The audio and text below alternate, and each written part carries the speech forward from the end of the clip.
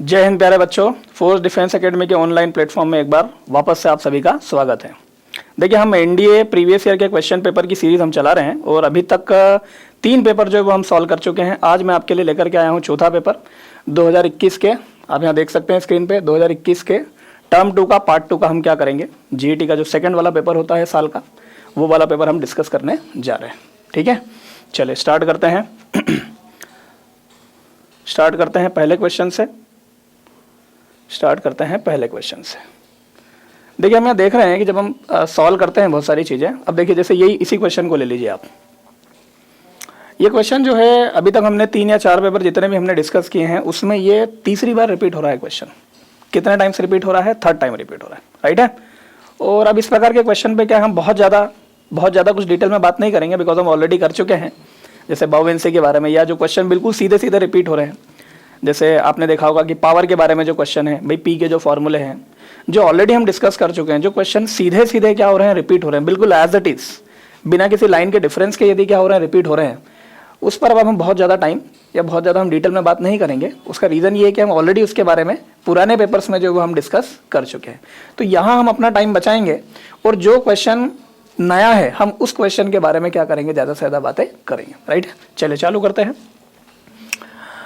अब यहाँ देखिए, सीधे स्क्रीन पर आपको क्वेश्चन नंबर 114 दिख रहा है। तो क्वेश्चन नंबर 1 से लेकर के क्वेश्चन नंबर 113 तक फिजिक्स का जो पार्ट है वो यहाँ पर नहीं बना था। 2021 के पार्ट 2 वाले पेपर में सीधे क्वेश्चन स्टार्ट हुए थे कहाँ से, 114 से। ठीक है, चलिए पहले क्वेश्चन पर आते हैं। फर्स्ट क्वेश्चन है, बाउवेंसी इज अ, उत्प्लावकता क्या है। तो जैसा कि मैंने आपको बताया कि ये सीधे सीधे उठ करके आ गया, वापस से क्या हो गया, रिपीट हो गया है। तो उत्प्लावकता या बाउवेंसी के बारे में मैंने आपको बताया था कि बाउवेंसी जो है बेसिकली क्या होता है, जब किसी सब्सटेंस को हम क्या करते हैं, लिक्विड के अंदर डालते हैं, तो द्रव के द्वारा किसी भी पदार्थ पर ऊपर की तरफ लगने वाला जो बल होता है उसको बाउवेंट फोर्स, उसको बाउवेंसी, उसको अपथ्रस्ट कहा जाता है। तो बाउवेंसी, अपवर्ड प्रेशर बिल्कुल गलत, डाउनवर्ड प्रेशर बिल्कुल गलत, डाउनवर्ड फोर्स बिल्कुल गलत। जैसा कि मैंने अभी आपको बताया कि बाउवेंसी जो है वो लिक्विड के द्वारा किसी भी पदार्थ पर अपवर्ड डायरेक्शन में लगने वाले फोर्स को हम क्या बोलते हैं, बाउवेंसी बोलते हैं। तो बच्चों, पहले क्वेश्चन का आंसर जो है वो क्या हो जाएगा, अपवर्ड फोर्स हो जाएगा। तो हम 114 के बाउवेंसी के डी ऑप्शन के साथ में जाएंगे। बाउवेंसी क्या है, अपवर्ड डायरेक्शन में लगने वाला फोर्स हो जाएगा, ठीक, ऊर्ध्वमुखी बल हो जाएगा। ठीक है, चलिए आगे बढ़ते हैं, ज़्यादा टाइम नहीं देंगे हम इस क्वेश्चन पे। ठीक है, क्वेश्चन नंबर 114 के बाद इधर से देखते हैं हम क्वेश्चन नंबर 114 के बाद।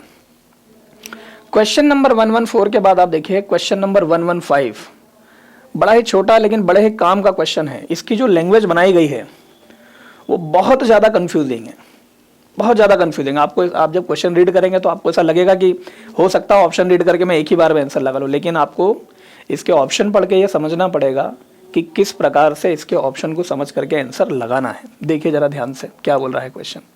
क्वेश्चन बोल रहा है, weight and mass of an object are defined with Newton's law of motion which among the following is true. इनमें से वेट और मास के लिए कौन सा सत्य है। Weight and mass of an object are defined with Newton's law of motion and which among the following is true. इनमें से कौन सा सत्य है। आइए देखिए, देखो मैं आपको बता दूं बच्चों, पहले बहुत सारे बच्चे ऐसे हैं जिन्हें लगता है कि वेट और मास दोनों एक ही चीज है। तो ये क्वेश्चन रीड करके आपको समझ में आ जाना चाहिए कि there is a lot of difference between weight and mass.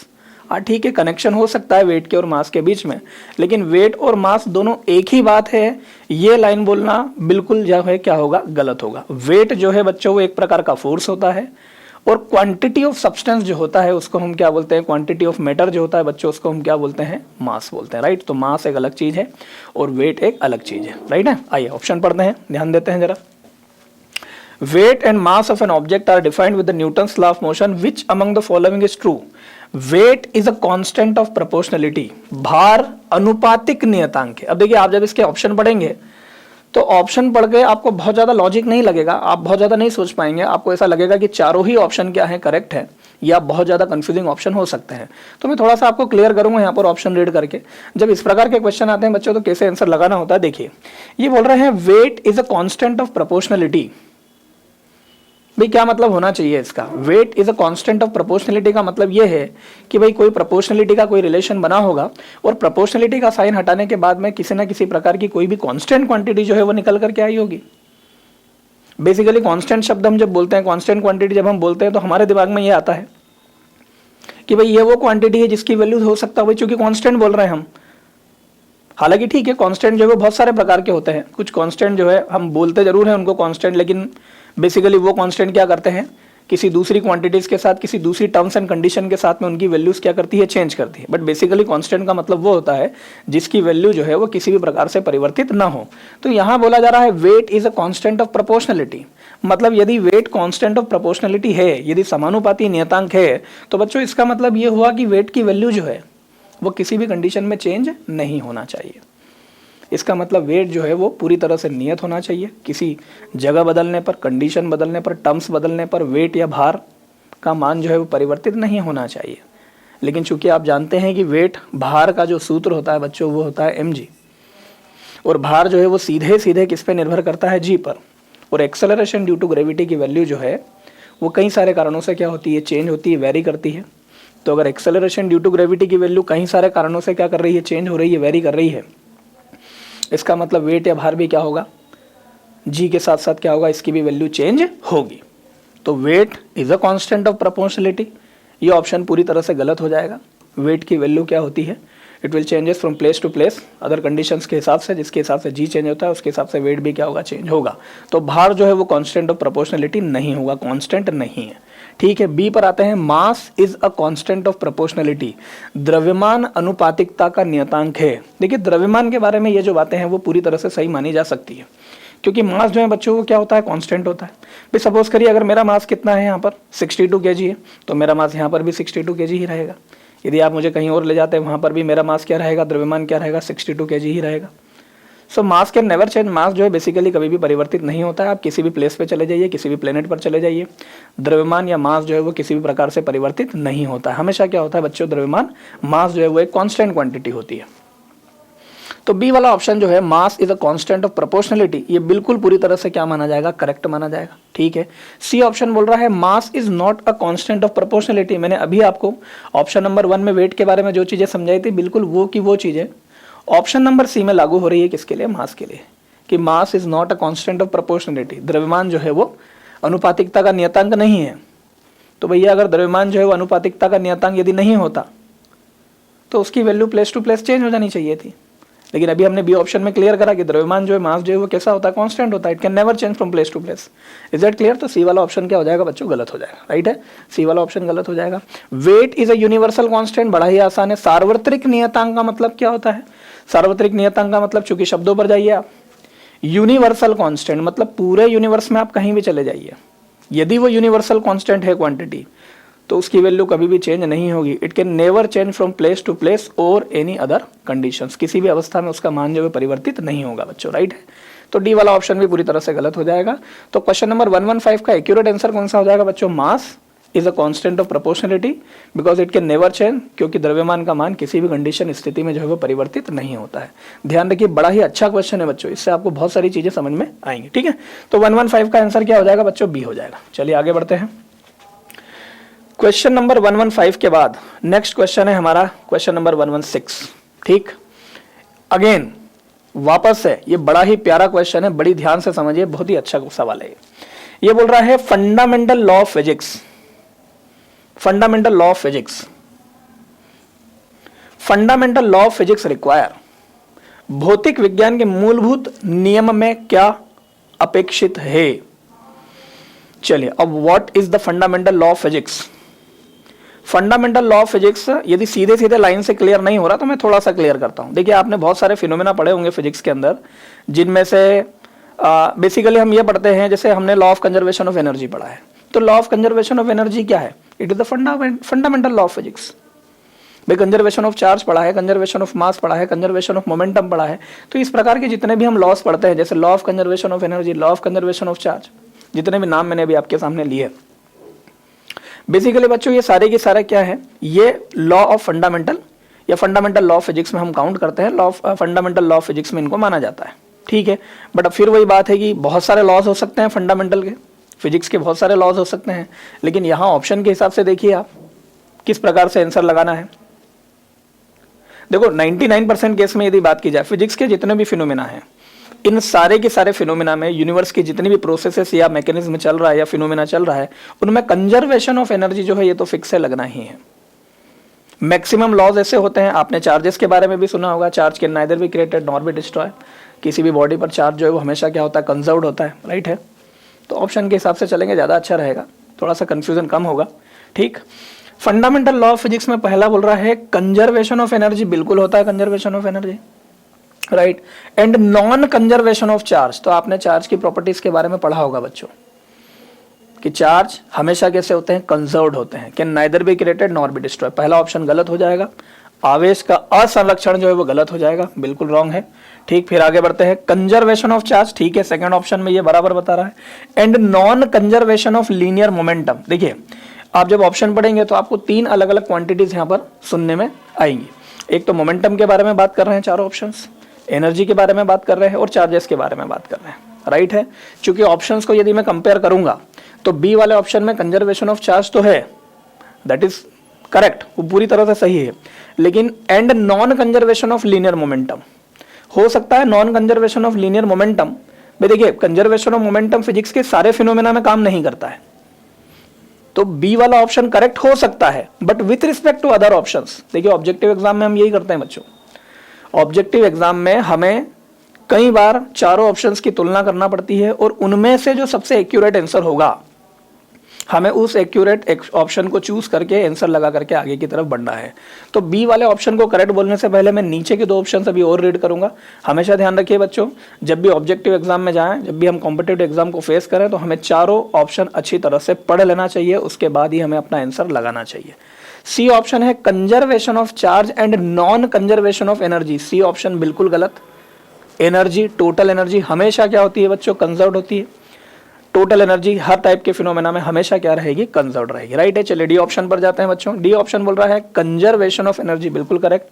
Conservation of momentum, हाँ मैंने बोला ये कंजर्वेशन ऑफ मोमेंटम जो है वो ठीक है, पूरी तरह से करेक्ट नहीं होना चाहिए, but with respect to other options की यदि बात कर रहे हैं। एंड कंजर्वेशन ऑफ चार्ज, तो देखो बच्चों कंजर्वेशन ऑफ एनर्जी बिल्कुल करेक्ट है, कंजर्वेशन ऑफ चार्ज बिल्कुल करेक्ट है, राइट है। लेकिन अदर ऑप्शंस के हिसाब से यदि बात की जाएगी तो कंजर्वेशन ऑफ हमें क्या लगाना पड़ेगा, मोमेंटम भी लगाना पड़ेगा। आई होप आप समझ पा रहे होंगे मैं किस विषय में और किस तरह से बात कर रहा हूं कि ऑप्शंस का चुनाव करके, कंपेयर करके, तुलना करके हमें क्या लगाना होता है, आंसर लगाना होता है बच्चों, राइट है। तो चूंकि ए वाले ऑप्शन में नॉन कंजर्वेशन ऑफ चार्ज था जो कि करेक्ट नहीं था, ठीक है, तो इसको हमने हटा दिया है। बी वाले ऑप्शन में कंजर्वेशन ऑफ चार्ज था लेकिन कंजर्वेशन ऑफ लीनियर मोमेंटम, तो चूंकि चारों ऑप्शंस में टोटल एनर्जी की, कुल ऊर्जा की भी बात की जा रही थी, इसलिए हमने बी को डिस्कार्ड किया है कि बी भी कैसा है, इनकरेक्ट है। कंजर्वेशन ऑफ चार्ज, सी वाले में ये चार्ज का कंजर्वेशन बिल्कुल करेक्ट था। And non conservation of energy, भाई चूंकि एनर्जी तो कॉन्स्टेंट ही देती है सब में, राइट है। सी ऑप्शन गलत है, करेक्ट आंसर इसका क्या होगा बच्चों, डी होगा, conservation of energy, momentum and charge, right है। करेक्ट ऑप्शन इसका क्या होगा, conservation of energy, momentum and charge. ध्यान रखिएगा, बड़ा ही प्यारा क्वेश्चन है और यदि ये रिपीट होगा तो हमें आंसर ये ही लगाना है, conservation of energy, momentum and charge. Is that clear, right है। चलिए आगे बढ़ते हैं, आगे बढ़ते हैं। चलिए मैं चाय भी लेता रहता हूँ, ठंड बड़ी पड़ रही है, ठीक है। क्वेश्चन नंबर 116 के आगे बढ़ते हैं बच्चों, ठीक। क्वेश्चन नंबर 116 के बाद बड़ा ही सिंपल क्वेश्चन, क्वेश्चन नंबर 117, ठीक है। चलिए ध्यान से देखिए जरा, क्वेश्चन नंबर 117 क्या बोल रहा है बच्चों। क्वेश्चन नंबर 117 में question number 117, work is said to be 1 joule, work किया गया कार्य कितना बोल रहा है बच्चों, 1 joule. When a force of 1 joule का कार्य कब होगा, आइए देखते हैं कब होगा। चलिए वर्क बराबर से फॉर्मूला होता है F, force into displacement. Basically formula क्या लिखते हैं हम, फोर्स इनटू डिस्प्लेसमेंट। ध्यान दीजिए, वर्क का कंप्लीट फॉर्मूला होता है एफ डी कॉस थीटा। क्या होता है वर्क का complete formula, F D cos theta. ये पूरा फॉर्मूला लिखूं मैं, वर्क का कंप्लीट फॉर्मूला होता है F D cos theta. Here F is the force, D is the displacement and cos theta में जो थीटा आ रहा है, cos थीटा में थीटा जो आ रहा है, it is the angle between the direction of applied force and the direction of displacement. Is that clear. लेकिन ध्यान रखिए, आप इसको W equals to F dot D भी लिख सकते हैं। अगर क्वेश्चन में इस तरह का क्वेश्चन है जिसमें एंगल मेंशन नहीं कर रहा है, फोर्स की और डिस्प्लेसमेंट की डायरेक्शन क्लियर नहीं हो रही है, तो सिंपली ये मान के चलिए कि थीटा कितना है, 0 डिग्री है, और theta 0 degree, it means work कितना है, मैक्सिमम है। इस क्वेश्चन में हमें क्लियर नहीं हो पा रहा है कहाँ फोर्स लग रहा है, कहाँ बॉडी डिस्प्लेस कर रही है, भी हमें एंगल मेंशन नहीं कर पा रहा है। तो एंगल यदि आपको क्लियर नहीं हो रहा, then simply we will use W equals to F dot D। Is that clear? Right, because option में खाली फोर्स की और डिस्प्लेसमेंट की बात की गई है, तो वर्क मैक्सिमम मान के चलेंगे। क्लियर? कंफ्यूजन तो नहीं हो रहा है? अगेन रिपीट कर देता हूं सेम लाइन। वर्क का बेसिक फॉर्मूला होता है W बराबर से, कार्य का सामान्य सूत्र होता है W बराबर से FD cos थीटा। F का मतलब फोर्स है, D का मतलब डिस्प्लेसमेंट, और cos थीटा में जो थीटा आ रहा है वो लगाया गया बल की दिशा और विस्थापन की दिशा, दोनों की दिशा के बीच का क्या हो जाएगा, कोण हो जाएगा। बट चूंकि क्वेश्चन रीड करके हमें समझ में आ रहा है कि हाँ एंगल कहीं भी मेंशन नहीं कर रहा है, और क्वेश्चन रीड करके ये भी समझ में नहीं आ रहा है कि भाई फोर्स और डिस्प्लेसमेंट दोनों की डायरेक्शन क्या होनी चाहिए, तो उस केस में हम क्या करेंगे, उस केस में हम W इक्वल्स टू लिखेंगे F डॉट D। क्लियर है? हमने वर्क कार्य क्या मान लिया है, मैक्सिमम मान लिया है। आगे बढ़ते हैं। बोल रहा है कार्य जो है वो 1 जूल के बराबर का होना चाहिए, वर्क जो है वो 1 जूल के बराबर का होना चाहिए। कब होना चाहिए? यदि फोर्स, व्हेन अ फोर्स, यदि बल कितना हो, अगर फोर्स कितना हो, 4 न्यूटन का हो, moves an object by 25 centimetre. Force दे रखा है 4 न्यूटन, डिस्प्लेसमेंट कितना है 25 सेंटीमीटर। आओ निकाल लेते हैं इसको। W बराबर से फोर्स दे रखा है 4 न्यूटन, डिस्प्लेसमेंट कितना है बच्चों 25 सेंटीमीटर। दूरी का मात्रक SI मात्रक मीटर होता है, डिस्टेंस या डिस्प्लेसमेंट की SI यूनिट मीटर होती है, यहाँ सेंटीमीटर में दे रखा है, इसको कन्वर्ट कर लीजिए बच्चों, 10 की पावर -2 मीटर। 25 4 जा कितना हो जाएगा 100 मल्टीप्लाइड बाय 10 की पावर -2 मीटर। ये +2 और -2 क्या हो गए, कैंसल आउट। देखिए वर्क कितना आ गया 1, और उत्तर काय में आएगा, आंसर काय में आएगा, जूल में। तो पहला ऑप्शन पूरी तरह से करेक्ट है, first option completely correct, right है। चलिए 2 न्यूटन का force moves an object by 1 metre. बच्चों 2 गुणित 1 कितना आ जाएगा, 2 जूल आ जाएगा। बी ऑप्शन गलत है, हमें 1 जूल का वर्क चाहिए। 1 Newton moves an object by 1 centimetre. यहाँ 1 × 1 तो 1 आएगा, लेकिन जब आप सेंटीमीटर को काय में कन्वर्ट करेंगे मीटर में, तो 0.01 जूल आ जाएगा। कितना आ जाएगा 0.01 जूल। सी ऑप्शन गलत हो जाएगा। 1 Newton moves an object bye 50 centimetre. बच्चों 50 गुणित 1 कितना आ जाएगा 50, लेकिन जब सेंटीमीटर को मीटर में कन्वर्ट करेंगे तो 0.5 जूल आ जाएगा, और हमें कितना चाहिए बच्चों 1 जूल। तो उत्तर आपके सामने है, पहला वाला ऑप्शन जो है बच्चों पूरी तरह से करेक्ट होगा, राइट है।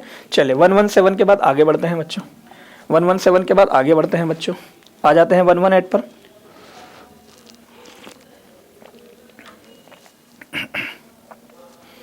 आ जाते हैं 118 पर। चलिए चेक करिए, बहुत शानदार क्वेश्चन है, बढ़िया क्वेश्चन है, ध्यान दीजिए। अ यूनिफॉर्म मोशन, चलिए यहाँ अंडरलाइन करिए सबसे पहले। किस टाइप का मोशन है बच्चों, यूनिफॉर्म, एक समान गति हो रही है। कैसी गति हो रही है बच्चों, एक समान, uniform motion. A uniform motion of a car along a circular path experiences. एक कार वृत्तीय मार्ग में यूनिफॉर्म एक समान गति कर रही है, सर्कुलर मोशन है, वृत्तीय गति में मूव कर रही है, और वो भी कैसे मूव कर रही है, यूनिफॉर्मली मूव कर रही है।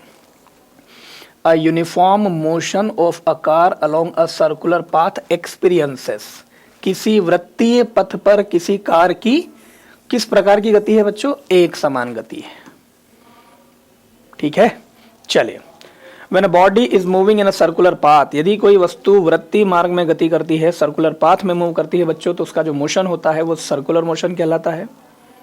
और बच्चों सर्कुलर मोशन 2 प्रकार का होगा, ध्यान रखिए। पहला होता है यूनिफॉर्म सर्कुलर मोशन, और दूसरा होता है non uniform circular motion. Circular motion वृत्तीय गति 2 प्रकार की होती है, एक समान वृत्तीय गति और असमान वृत्तीय गति। यूनिफॉर्म सर्कुलर मोशन की डेफिनेशन ही यही है बच्चों कि when a body is moving in a circular path with constant speed, right है। भाई चाल जो है वो कैसी होना चाहिए बच्चों, चाल जो है वो कैसी होना चाहिए, कांस्टेंट होना चाहिए। चाल जो है कैसी होना चाहिए, कांस्टेंट होना चाहिए। तो यूनिफॉर्म स्पीड से यदि क्या होगा, कोई भी बॉडी वृत्तीय मार्ग में यदि क्या कर रही है, गति कर रही है, मूव कर रही है, तो उसका जो मोशन है वो क्या कहलाएगा, यूनिफॉर्म मोशन कहलाएगा। और यहाँ पर उसी की बात हो रही है, ठीक है। चलिए पहले ऑप्शन पर आते हैं। ध्यान रखिएगा, स्पीड और वेलोसिटी दोनों में बड़ा अंतर है, चाल और वेग दोनों में बड़ा अंतर है। स्पीड स्केलर क्वांटिटी है, उसकी कोई भी डायरेक्शन नहीं होती है। वेलोसिटी वेक्टर क्वांटिटी है। और अगर सर्कुलर पाथ में कोई भी बॉडी रिवॉल्व कर रही है बच्चों, सर्कुलर पाथ में अगर कोई भी बॉडी रिवॉल्व कर रही है, तो हर पॉइंट पर यदि पूछा जाए, हर पॉइंट पर बॉडी की वेलोसिटी जो है, चूंकि वेक्टर क्वांटिटी है, तो उसकी डायरेक्शन कैसी होती है बच्चों, टेंजेंशियल होती है। कैसी होती है, टेंजेंशियल, स्पर्श रेखी। चलिए देखिए, यूनिफॉर्म सर्कुलर मोशन में a change in speed due to a change in its direction, अभी मैंने बात करी स्पीड स्केलर क्वांटिटी है, चाल अदिश राशि है, उसकी कोई भी दिशा नहीं होती है। तो ये बोल रहा है डायरेक्शन, पहला ऑप्शन यही गलत हो जाता है। ठीक, a change in velocity due to a change in its direction of motion, बिल्कुल करेक्ट है, बी ऑप्शन बिल्कुल करेक्ट है। डायग्राम आपके सामने चेक कर लीजिए आप। Velocity is a vector quantity, और किसी भी पर्टिकुलर पॉइंट पर वेलोसिटी की डायरेक्शन सर्कल के अंदर हमेशा चेंज होती है। बच्चों ध्यान रखिए, हर पॉइंट पर एक टेंजेंशियल लाइन हम ड्रॉ करेंगे और वो टेंजेंट उस पर्टिकुलर पॉइंट पर वेलोसिटी की डायरेक्शन बताएगा आपको, राइट है। तो change in velocity due to a change in its direction of motion, B option बिल्कुल करेक्ट है। सी पर आइए, a change in momentum due to no change in its direction, बिल्कुल गलत है। Momentum is also vector quantity, right है, direction change करेगा। A constant momentum due to a change in its direction, यदि direction change हो रही है तो मोमेंटम कांस्टेंट हो सकता है, बिल्कुल भी नहीं हो सकता है। ठीक, डी ऑप्शन भी गलत हो जाएगा। तो बच्चों ये क्वेश्चन यूनिफॉर्म सर्कुलर मोशन का एक समान वृत्ति गति का क्वेश्चन है, जिसको घुमा करके पूछा है। ध्यान रखिए, uniform circular motion, speed constant, velocity variable, speed constant, velocity variable. Velocity variable क्यों? क्योंकि हर पॉइंट पर वेलोसिटी की डायरेक्शन क्या होती है? चेंज होती है। So B option will be correct, right. चलिए आगे बढ़ते हैं बच्चों। क्वेश्चन नंबर 118 के बाद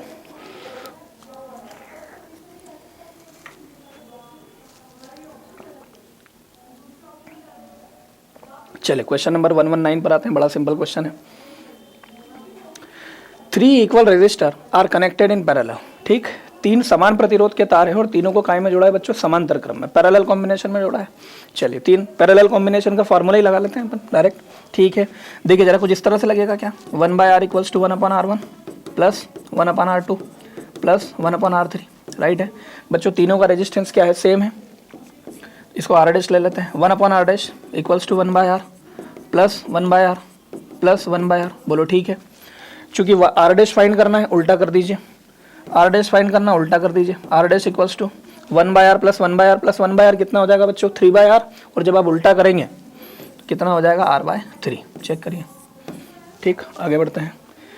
3 equal resistor are connected in parallel configuration in a closed electrical circuit. ठीक है, then the total resistance in the circuit becomes. समान प्रतिरोध के 3 तारों को समांतर क्रम में जोड़ा है, तो इक्विवेलेंट या फिर कुल प्रतिरोध के वैल्यू अपने से पूछ रहे हैं। ध्यान रखिए बच्चों, यदि R के 4 वायर पैरेलल में है, R/4, R के 3 तार पैरेलल कॉम्बिनेशन में है, R/3। क्या बता रहा हूं मैं? पैरेलल कॉम्बिनेशन में यदि रेजिस्टेंसेस की वैल्यू सेम होती है, तो जितने भी नंबर ऑफ रेजिस्टेंस आपने समांतर क्रम या पैरेलल कॉम्बिनेशन में लगा रखे हैं, उस रेजिस्टेंस को डायरेक्ट उतनी संख्या से क्या कर दीजिए? भाग लगा दीजिए। आपको सॉल्व करने की जरूरत नहीं है, जो भी आपका आंसर आएगा वो फाइनल आंसर कहलाएगा। उदाहरण सुन लीजिए, ये रहा क्वेश्चन। आर प्रतिरोध के 3 तार जो हैं वो आपने समांतर क्रम में जोड़े। आर के 3 तार समांतर क्रम में जोड़े, क्या आ जाएगा इक्विवेलेंट रेजिस्टेंस? R/3। यदि R के 5 ले लेते, चलिए 5 कर देता हूँ, 5 ले लेते, यदि 5 को काय में जोड़ते? पैरेलल में जोड़ते, तो उत्तर क्या जाता? R/5। इस प्रकार के क्वेश्चन ना पढ़ते से ही आंसर लगाना है।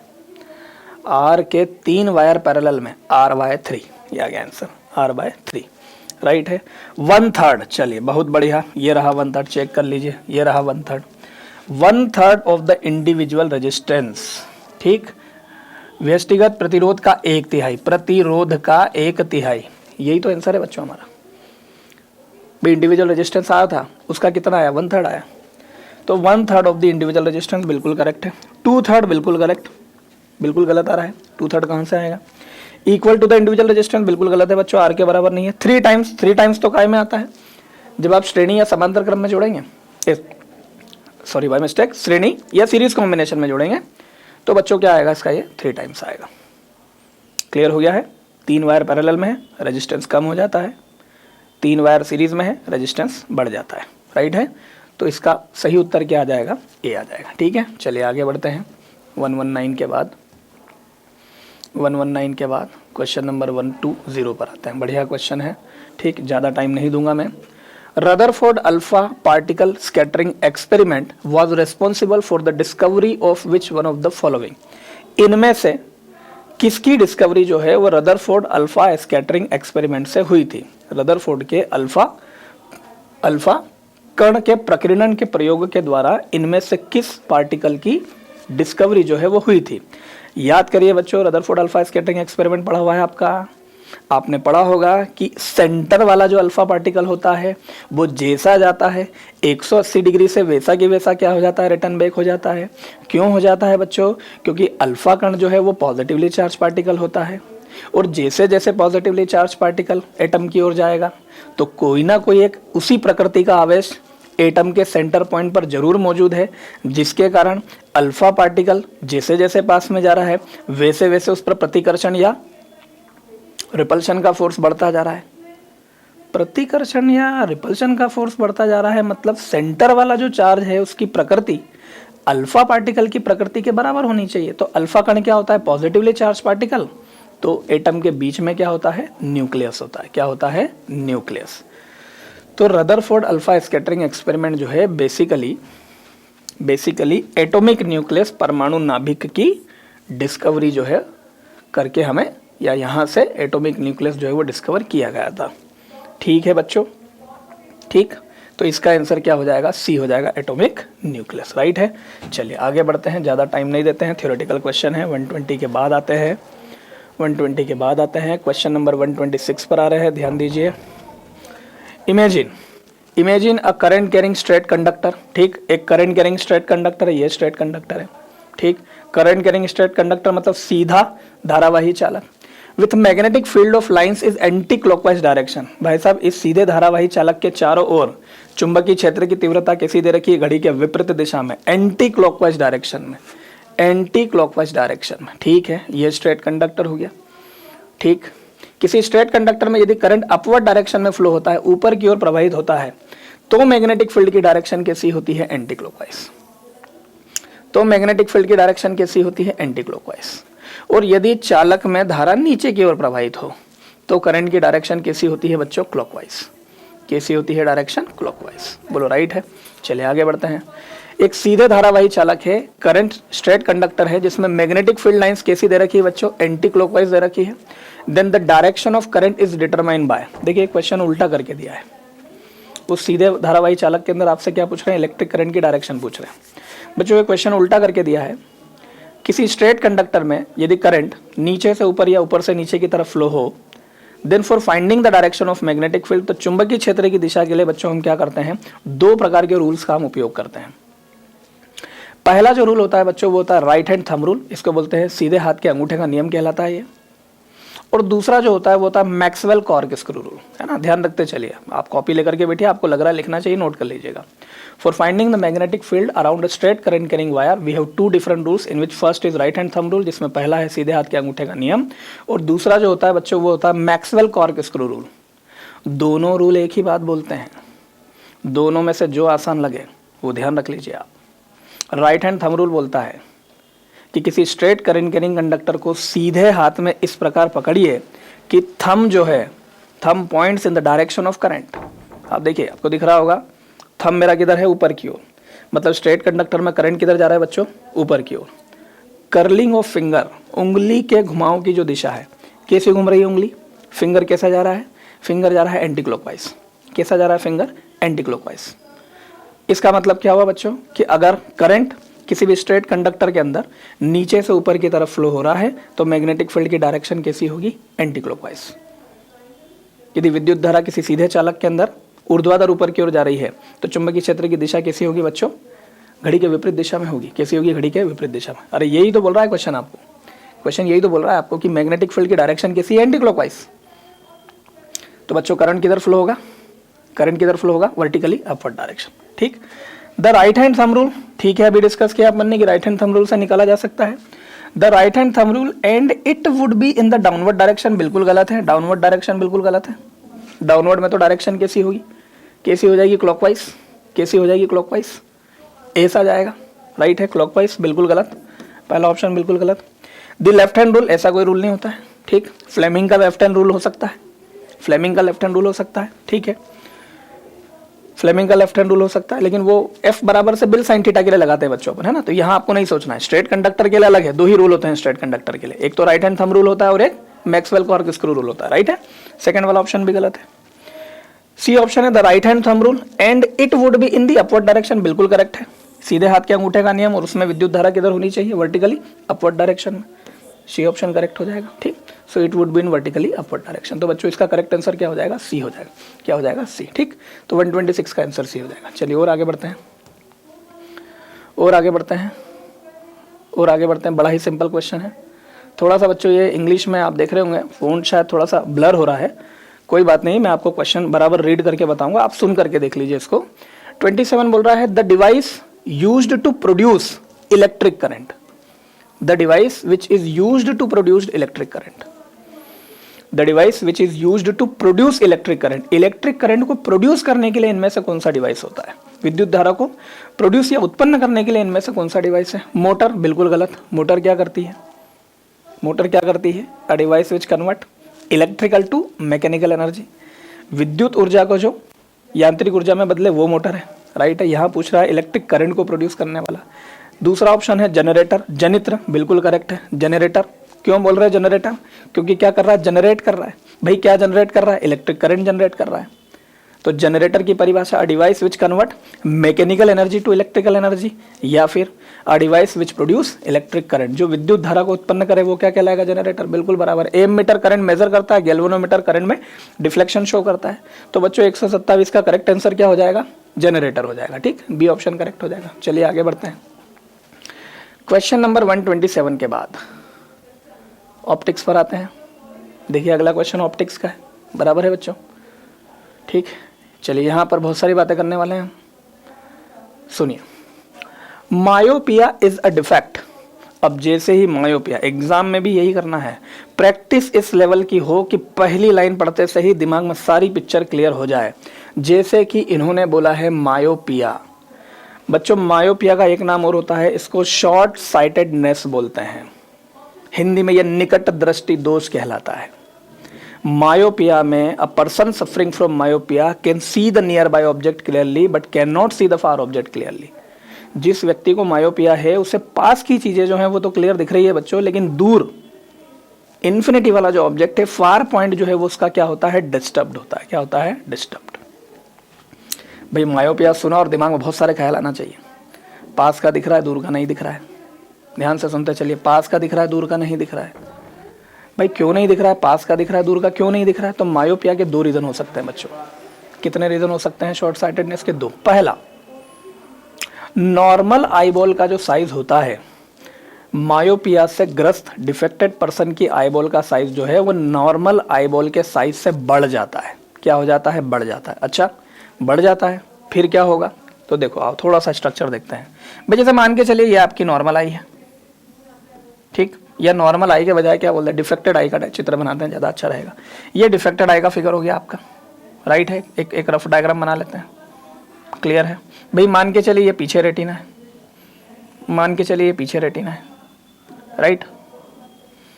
अब मैं क्या बता रहा हूँ आपको, मायोपिया, शॉर्ट साइटेडनेस, निकट दृष्टि दोष के दो रीजन हो सकते हैं बच्चों। पहला, सामान्य व्यक्ति की आईबॉल का जो आकार होता है, आईबॉल का जो साइज होता है बच्चों, उससे आईबॉल का साइज क्या हो जाता है, बढ़ जाता है। अब यदि आईबॉल का साइज बढ़ जाता है तो रेटिना पहले कहां पर था, नॉर्मल आई में रेटिना कहां था, आगे था। अब चूंकि आप बोल रहे हैं कि इसका आकार क्या हो गया, बढ़ गया है बच्चों, तो आकार बढ़ गया है तो रेटिना की तरफ शिफ्ट हो जाएगा, पीछे की तरफ। तो पहले क्या हो रहा था, पहले दूर से आने वाली प्रकाश किरण कहां पर फोकस हो रही थी बच्चों, कहां पर फोकस हो रही थी, रेटिना पर। अब चूंकि साइज ऑफ आईबॉल बढ़ गया है, रेटिना पीछे शिफ्ट हो गया है, तो दोनों प्रकाश किरण रेटिना से पहले ही क्या होगी बच्चों, कन्वर्ज हो जाएगी। और आप लोगों ने पढ़ा होगा फिजिक्स में कि जब तक दोनों लाइट रे रेटिना पर जाकर के मीट नहीं करेगी तब तक आप किसी भी वस्तु की प्रॉपर इमेज जो है वो नहीं देख पाएंगे। क्लियर है। मायोपिया जिसमें पास का दिख रहा है, दूर का क्लियर नहीं दिखेगा। रीजन कितने हैं, दो। पहला, नॉर्मल आईबॉल से आईबॉल का साइज बढ़ जाता है, और दूसरा, यदि आईबॉल का साइज बढ़ गया है then focal length of the eye lens with respect to the normal eye lens से उसकी फोकल लेंथ क्या हो जाती है, कम हो जाती है। ठीक है, चलिए। Myopia, short sightedness, near by object is focused beyond the retina, बिल्कुल गलत है। आपको दिख रहा है, आपको दिख रहा है। अच्छा, पहली बात तो ये है कि हमें ये देखना पड़ेगा, भाई मैं आपको बोल रहा हूँ कि ये मायोपिया है, शॉर्ट साइटेडनेस है, पास का दिख रहा है, दूर का क्लियर नहीं दिख रहा है। तो दूर वाला जो ऑब्जेक्ट है, फार वाला जो ऑब्जेक्ट है, वो एक्चुअली में रेटिना पर फोकस नहीं हो पा रहा है। दूर वाला ऑब्जेक्ट, फार वाला ऑब्जेक्ट जो है वो एक्चुअली में चूंकि आईबॉल का साइज बढ़ गया है उस कारण से वो रेटिना पे फोकस नहीं हो पा रहा, राइट है। चलिए, नियर बाय ऑब्जेक्ट मतलब पास के ऑब्जेक्ट की बात हो रही है, पास का ऑब्जेक्ट क्लियर दिख रहा है, छोड़ देते हैं इसको भी। सी वाले पर आते हैं, distant object is focused before the retina. C option check करिए, डिस्टेंट ऑब्जेक्ट, दूर का जो ऑब्जेक्ट है, दूर की वस्तु जो है वो रेटिना के पहले क्या हो रही है, फोकस हो रही है, क्योंकि आईबॉल का साइज बढ़ जाता है। बच्चों मैंने पूरा आपको डायग्राम बना करके 2 से 3 बार रिपीट करके इसको क्लियर कर दिया है, गलती नहीं करना है। ये यदि ये हाइपरमेट्रोपिया होता, लॉन्ग साइटेडनेस होता तो बच्चों दूर का जो है वो हमें क्लियर दिखाई देता, लेकिन पास का नियर बाय ऑब्जेक्ट जो है वो डिफेक्टेड हो जाता। उसमें जो रीज़न है वो दोनों उल्टे हो जाते, हाइपरमेट्रोपिया के अंदर, दूरदृष्टि दोष के अंदर आईबॉल का साइज क्या हो जाता है, छोटा हो जाता है, और फोकल लेंथ क्या हो जाती है, बढ़ जाती है। ठीक है बच्चों, तो मायोपिया का सही उत्तर क्या हो जाएगा, सी हो जाएगा। Distant object is focused before the retina, retina के पहले ही दिख रहा होगा आपको, रेटिना के पहले ही क्या हो जाता है, फोकस हो जाता है। ठीक है बच्चों, तो 128 का उत्तर क्या हो जाएगा, सी हो जाएगा। चलिए और आगे बढ़ते हैं, बढ़िया क्वेश्चन है, बढ़िया क्वेश्चन है। टिंडल इफेक्ट 10th क्लास का question, Tyndall effect 10th class का क्वेश्चन, पढ़ते से ही समझ में आ जाना चाहिए। टिंडल इफेक्ट क्या होता है, टिंडल प्रभाव में स्कैटरिंग होती है, क्या होती है, स्कैटरिंग, प्रकीर्णन होता है प्रकाश का, क्या होता है, प्रकीर्णन। ठीक, Tyndall effect is a phenomena of, पहला ही ऑप्शन है स्कैटरिंग ऑफ लाइट, प्रकाश का प्रकीर्णन बाय द कोलाइडल पार्टिकल्स, बिल्कुल करेक्ट दे रखा है। टिंडल इफेक्ट में दूसरा बोल रहा है रिफ्रैक्शन ऑफ लाइट, प्रकाश का अपवर्तन, बिल्कुल गलत, अपवर्तन नहीं होगा। स्टार्ट ही मैंने इससे किया है, टिंडल प्रभाव जिसमें प्रकाश का प्रकीर्णन हो किसी भी कोलाइडल पार्टिकल या कोलाइडल सॉल्यूशन के द्वारा। ठीक, डिस्पर्जन बिल्कुल गलत है, वर्ण विक्षेपण भी गलत है, रिफ्रैक्शन अपवर्तन बिल्कुल गलत है। बच्चों इसका पहला उत्तर सही है, कोलाइडी कणों के द्वारा प्रकाश का प्रकीर्णन, 10th क्लास की फिजिक्स में था। ठीक है, चलिए आगे बढ़ते हैं 129 के बाद। फिर क्वेश्चन रिपीट हुआ है, बहुत ज्यादा डिस्कशन नहीं करेंगे, आगे बढ़ेंगे। ट्विंकलिंग ऑफ स्टार, तारों का चमकना, सभी को पता है एटमॉस्फेरिक रिफ्रैक्शन, वायुमंडलीय अपवर्तन के कारण तारे जो हैं वो टिमटिमाते हुए दिखाई देते हैं। ठीक है, twinkling of star is primarily due to the atmospheric, पहला ही ऑप्शन है बच्चों रिफ्रैक्शन। ध्यान रखिए, तारे जो है वो वायुमंडलीय अपवर्तन के कारण, एटमॉस्फेरिक रिफ्रैक्शन के कारण चमकते हुए दिखाई देते हैं। चूंकि हम पहले भी इस विषय में बहुत सारी बातें कर चुके हैं, हम ज्यादा टाइम यहाँ पर नहीं देंगे। ठीक है, तो उत्तर क्या हो जाएगा बच्चों, ए, एटमॉस्फेरिक रिफ्रैक्शन, वायुमंडलीय अपवर्तन, बराबर है। चलिए आगे बढ़ते हैं, 130 के बाद नेक्स्ट क्वेश्चन पर आते हैं। चलिए आगे बढ़ते हैं, बढ़िया क्वेश्चन है, सुनिए ध्यान से, बढ़िया क्वेश्चन है। देखिए अब इंग्लिश में थोड़ी इमेज ब्लर हो रही है, बट कोई बात नहीं, मैं क्वेश्चन रीड कर रहा हूँ प्रॉपर्ली। ये बच्चों हमने क्या करा है, सीधे सीधे जो पेपर होते हैं उन पेपर के स्क्रीनशॉट से ही हमने अपनी स्क्रीन बना ली है। देखिए आपको ये ना लगे, आपको लगना चाहिए कि ये पेपर जो है एग्जैक्टली हम जो रिपीट हुआ है या जो पेपर सीधे सीधे आया था हम उसी के स्क्रीनशॉट लेकर के आपका ये प्रीवियस ईयर का हमने जो है सीरीज के पेपर बनाए हुए हैं, राइट है। तो थोड़ा सा इमेज ब्लर हो रही है, हिंदी में आपको क्लियर दिखाई दे रहा होगा, कोई बात नहीं, मैं इसको रीड कर लेता हूँ, समझ में आ जाएगा। क्वेश्चन बोल रहा है कॉर्निया इन ह्यूमन आई। देखिए ह्यूमन आई के बहुत सारे पार्ट्स होते हैं, और ये भाई साहब जो है किसके बारे में बात कर रहा है, ये कॉर्निया के बारे में बात कर रहे हैं। किसके बारे में बात कर रहा है, कॉर्निया के बारे में। ठीक है, देखिए cornea in human I is a light sensitive screen. क्या कॉर्निया लाइट सेंसिटिव स्क्रीन होता है, लाइट सेंसिटिव स्क्रीन, पर्दा। भाई साहब लाइट सेंसिटिव स्क्रीन कौन होता है, रेटिना होता है। कौन होता है, रेटिना, ध्यान रखते चलिएगा। Is a light sensitive screen नहीं, लाइट सेंसिटिव स्क्रीन प्रकाश संवेदी पर्दा कौन सा होता है, रेटिना होता है, तो पहला ऑप्शन गलत। इज अ मस्कुलर डायफ्राम, बच्चों आई के अंदर आइरिस जो होता है, आइरिस, बायो की क्लास में जब आई का स्ट्रक्चर पढ़ाया जाएगा तो वहां देख लीजिएगा आइरिस क्या है, राइट है। अभी हम इसके बारे में बहुत ज्यादा बात नहीं कर रहे हैं। मस्कुलर डायफ्राम क्या होता है बच्चों, आइरिस होता है। वो क्या होता है, लेंस को ऊपर से और नीचे से पकड़ने के लिए सीलरी मसल्स के साइड में होता है आइरिस। ठीक है, तो मस्कुलर डायफ्राम के लिए कौन है, आइरिस। हमें तो क्या पूछा है, कॉर्निया। कंटेन ब्लड वेसल्स, बिल्कुल नहीं, कॉर्निया में कोई ब्लड वेसल्स नहीं होती हैं बच्चों, राइट है क्या। डी वाला बोल रहा है is composed of protein and cells, ये ऑप्शन बिल्कुल करेक्ट है। कॉर्निया जो है इट इज कंपोज्ड ऑफ, किसका है, ये प्रोटीन और कोशिकाओं से बना हुआ होता है। यह प्रोटीन और कोशिकाओं से बना हुआ होता है। It is composed of protein and cells, D option will be correct. चारों ऑप्शन मैंने आपको बता दिए। Light sensitive retina, muscular diaphragm iris को बोलते हैं, ब्लड वेसल्स नहीं होती है इसमें। कंपोज्ड ऑफ प्रोटीन सेल बिल्कुल करेक्ट है। कॉर्निया प्रोटीन से और सेल से मिलकर के बनता है बच्चों, ठीक है। तो डी ऑप्शन करेक्ट है, डी के साथ जाएंगे, राइट। चलिए आगे बढ़ते हैं। 131 के बाद आगे बढ़ते हैं ऑप्टिक्स से। तीसरा क्वेश्चन है बच्चों ये। कौन सा क्वेश्चन है? थर्ड। देखिए फिर वही बात, फिर पावर और फोकल लेंथ पे क्वेश्चन आ गया है, राइट है। बिल्कुल इमेज जो है वो इंग्लिश में बिल्कुल ब्लर है, कोई बात नहीं, हिंदी में देख करके समझ लेंगे हम इसको। ये बोल रहा है the power of a lens of focal length 25 centimetre. कुछ भी नहीं है बच्चों, एक लेंस की पावर पूछी जा रही है जिसकी फोकल लेंथ कितनी दे रखी है? 25 सेंटीमीटर। एक लेंस की पावर शक्ति पूछी जा रही है जिसकी फोकस दूरी कितनी है बच्चों? 25 सेंटीमीटर। चलिए क्या फॉर्मूला था पावर का? The reciprocal of focal length of the lens. Focus दूरी का व्युत्क्रम क्या कहलाता है? शक्ति कहलाता है, पावर कहलाता है। यदि फोकल लेंथ मीटर में है तो 1/f के साथ जाएंगे, और यदि फोकल लेंथ सेंटीमीटर में है तो 100/f लिखेंगे। Again I repeat the same line, if focal length will be in metre then power will be p equals to 1/f, और यदि फोकस जो है and if f will be given in centimetre then we will use p is equals to 100/f। तो चूंकि focus दूरी centimetre में है तो हमने लिखा 100/f। सॉल्व कर लीजिए। 100/25, 25 4 जा कितना है बच्चों? 25 4 जा 100 आ जाएगा, ठीक। 4 डायोप्टर आपके सामने है आंसर, चेक कर लीजिए ऑप्शन। 2.5 डायोप्टर गलत, 3 डायोप्टर गलत, +4 डायोप्टर बिल्कुल करेक्ट, +5 डायोप्टर गलत।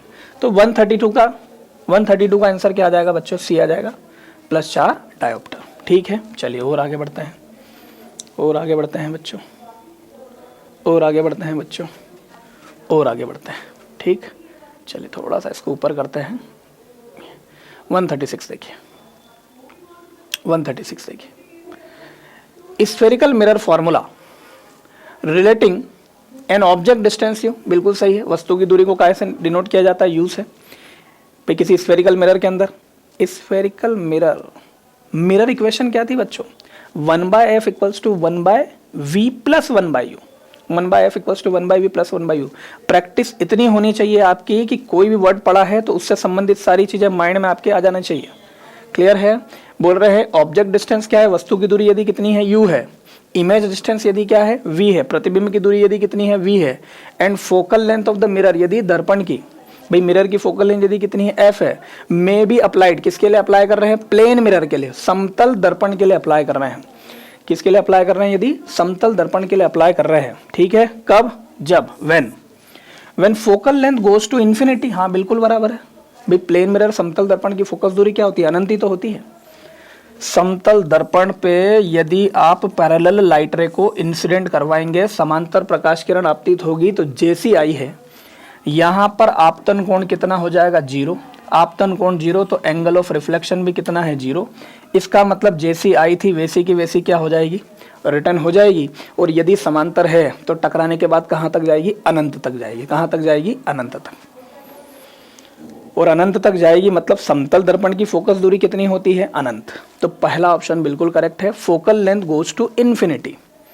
चलिए पहला बिल्कुल गलत, बिल्कुल करेक्ट है। फोकल लेंथ गोज टू 0 बिल्कुल गलत है, फोकस दूरी 0 नहीं होती। अभी मैंने क्लियर करा आपको कि समांतर प्रकाश किरण आपतित करवाएंगे, कहाँ तक जाने वाली? अनंत तक। और अनंत तक जाएगी मतलब समतल दर्पण की फोकस दूरी कितनी होती है? अनंत। पहला ऑप्शन बिल्कुल करेक्ट है, ठीक। इमेज डिस्टेंस गोज टू 0, भाई कोई वैल्यू नहीं है, कैसे बोल सकते हैं? ठीक। Image distance goes to infinity बिल्कुल गलत है, ठीक। तो इस क्वेश्चन देखिए फिर क्या करा उसने, फिर आपको क्वेश्चन की लेंथ बढ़ाई उसने, और लेंथ बढ़ा करके आपको क्या किया उसने? कंफ्यूज करने की कोशिश करी। कुछ नहीं कर रहा है, क्वेश्चन सिर्फ आपसे पूछ रहा है कि प्लेन मिरर की फोकल लेंथ क्या होनी चाहिए, समतल दर्पण की फोकस दूरी क्या होनी चाहिए? अनंत होगी बच्चों। कितनी होगी? अनंत। तो इसका ऑप्शन उत्तर क्या हो जाएगा बच्चों? ए हो जाएगा, ठीक है। चलिए आगे बढ़ते हैं, आगे बढ़ते हैं, आगे बढ़ते हैं, ठीक। आगे बढ़ते हैं। बढ़िया क्वेश्चन है ये, बढ़िया क्वेश्चन है, बढ़िया क्वेश्चन है। चलिए क्वेश्चन रीड करेंगे पहले। 137, ठीक। Nuclear energy is generated bye, नाभिकीय ऊर्जा किससे उत्पन्न होती है? Nuclear energy is generated bye, नाभिकीय ऊर्जा किससे उत्पन्न होती है? पहला option nuclear fission, and its expression was proposed by Einstein. अच्छा सुनिए ध्यान से, अब रहा नहीं जा रहा, मैं बता देता हूं आपको। Nuclear energy is generated by, बच्चों don't be confused, nuclear fission से भी न्यूक्लियर एनर्जी प्रोड्यूस होती है और न्यूक्लियर फ्यूजन से भी क्या होती है, न्यूक्लियर एनर्जी प्रोड्यूस्ड होती है। तो फिजन और फ्यूजन दोनों ही करेक्ट है, लेकिन ऑप्शन सिर्फ फिजन और फ्यूजन नहीं है। ऑप्शन में कुछ साइंटिस्टों के नाम भी दे रखे हैं जो उन प्रक्रियाओं से संबंधित करेक्टली हो भी सकते हैं, नहीं भी हो सकते हैं। तो पहले तो ये ध्यान रखो कि न्यूक्लियर एनर्जी, नाभिकीय ऊर्जा किससे उत्पन्न होती है, नाभिकीय ऊर्जा जो है न्यूक्लियर फिजन से भी उत्पन्न होती है और न्यूक्लियर फ्यूजन से भी उत्पन्न होती है। डोंट बी कंफ्यूज, दोनों से होती है, राइट है। तो पहला ऑप्शन करेक्ट होना चाहिए भाई। न्यूक्लियर फिजन भाई नाभिकीय विखंडन से भी होती है, नाभिकीय ऊर्जा नाभिकीय विखंडन से भी उत्पन्न होती है और नाभिकीय संलयन से भी होती है। लेकिन ये बोल रहे हैं nuclear fission and its expression was proposed by Einstein. ये हो सकता है बिल्कुल करेक्ट, और हो क्या सकता है, बिल्कुल करेक्ट है। बच्चों आपने जब आपने नाभिकीय ऊर्जा से संबंधित चैप्टर पढ़ा होगा, जब आपने एटॉमिक स्ट्रक्चर चैप्टर पढ़ा होगा, तो आपने E बराबर से mc² पढ़ा होगा।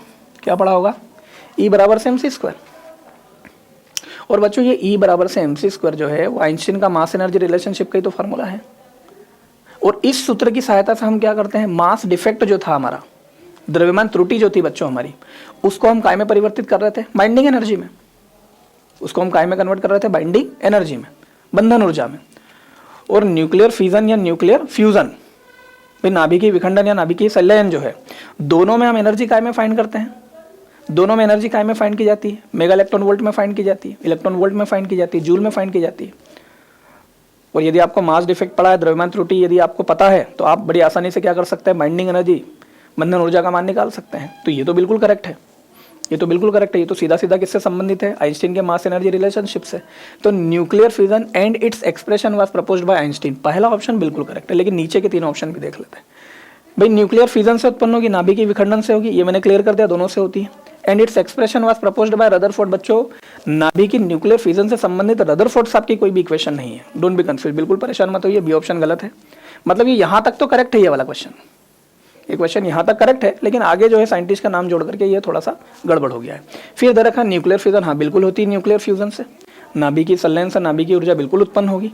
And its expression was proposed by bore, बिल्कुल गलत है। बोर की भी कोई इक्वेशन नहीं है, कोई रिलेशनशिप नहीं है, कोई एनर्जी का कन्वर्जन नहीं है, ठीक है।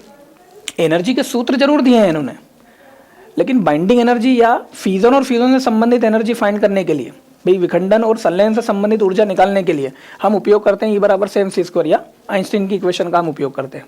Nuclear fusion and its expression was proposed by Heisenberg, बिल्कुल गलत है, राइट। तो बच्चों इसका सही उत्तर क्या हो जाएगा, इसका सही उत्तर क्या होगा, ए होगा।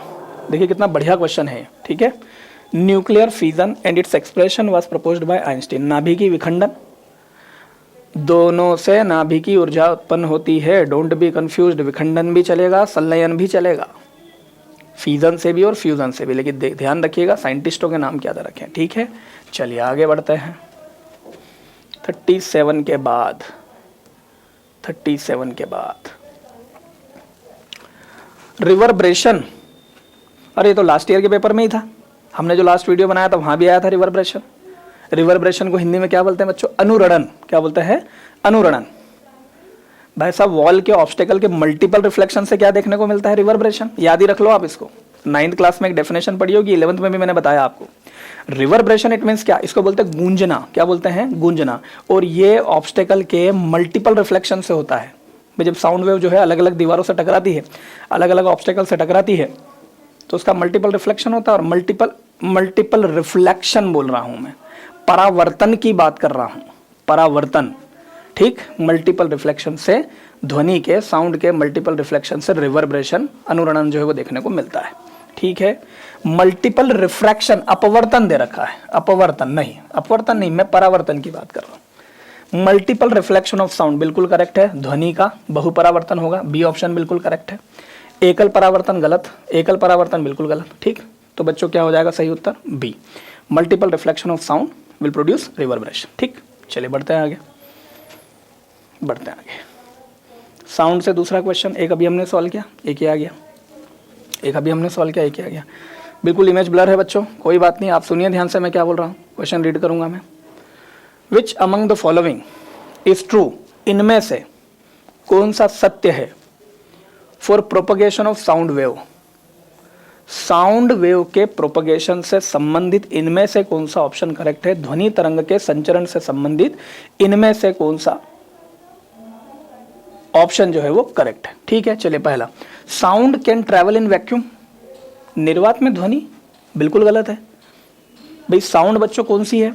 साउंड जो है वो लॉन्जिट्यूडनल वेव होती है, मैकेनिकल वेव्स का एक प्रकार होती है, और मैकेनिकल वेव्स वो वेव्स होती, वो तरंगे होती हैं which required medium for the propagation, जिनको अपने संचरण के लिए माध्यम की आवश्यकता हो।